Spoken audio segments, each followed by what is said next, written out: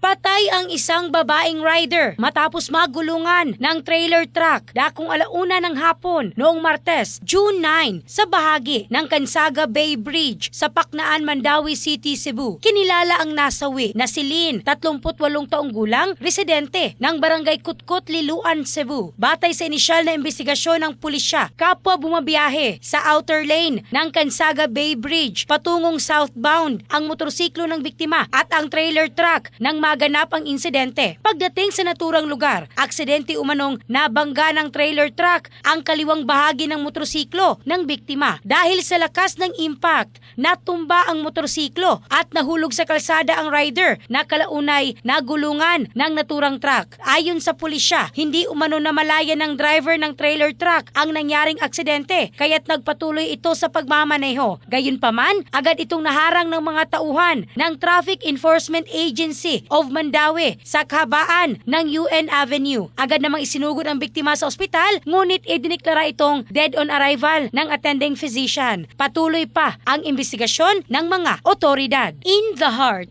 of changing lives, ako si Michelle Craste ng Brigada News Philippines, the Music and News Authority.